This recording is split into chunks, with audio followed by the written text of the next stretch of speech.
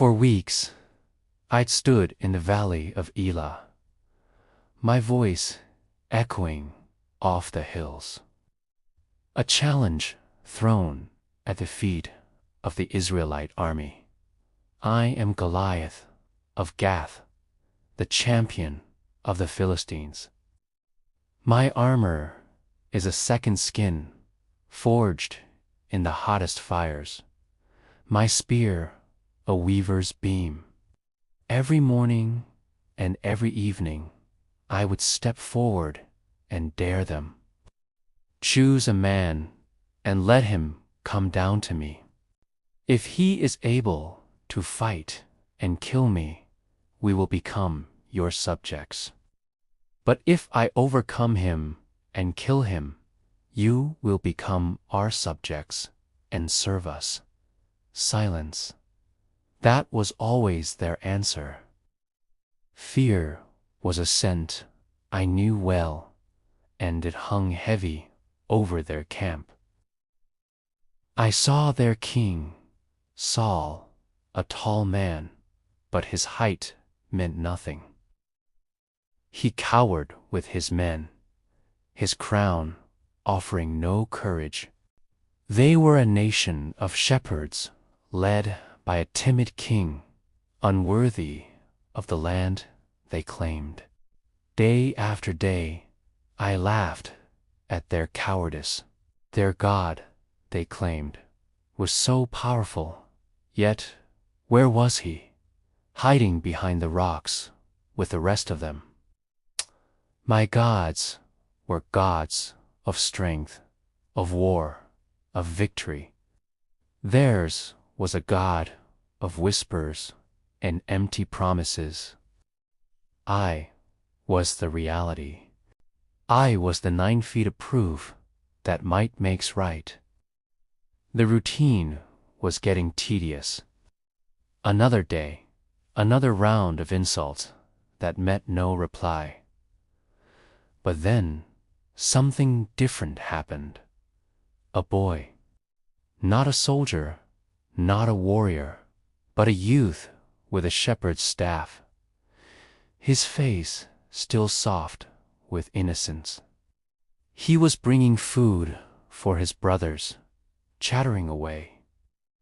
Then he heard my challenge. I saw a firelight in his eyes, something I hadn't seen in any of the seasoned soldiers. He was indignant, annoyed even. It was almost amusing. He spoke to their king, and to my astonishment, the king seemed to listen. Soon, the boy was walking toward me. No armor, no spear, no sword. Just his simple tunic, that shepherd's staff, and a small sling in his hand.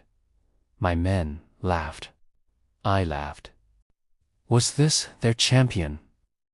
Had Taman's desperation sunk so low that they would send a child to do a man's job?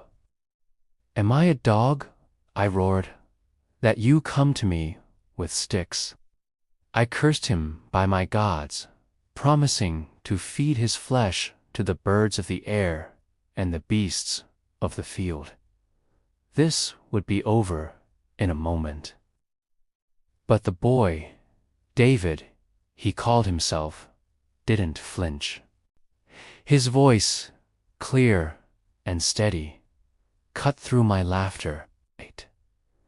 He wasn't afraid. He claimed he came in the name of the Lord of hosts, the God of the armies of Israel, whom I had defied.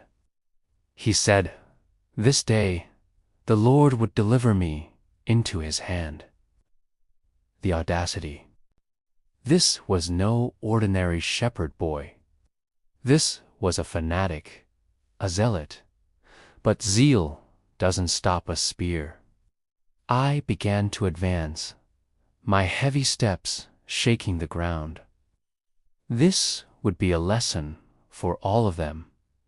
He reached into his bag and pulled out a stone. A single, smooth stone. He placed it in his sling and began to whirl it, faster and faster. The sound was a low hum, a strange song in the silent valley. I raised my shield, more out of habit than necessity. A pebble against bronze. What could it possibly do? It was a joke. The final, pathetic act of a nation of fools. That was my last thought. The hum of the sling, the glint of the sun, and then a sudden, sharp impact on my forehead. It wasn't a pebble. It was a thunderbolt. The sky, the hills, the jeering faces of my own army. Complete and total darkness.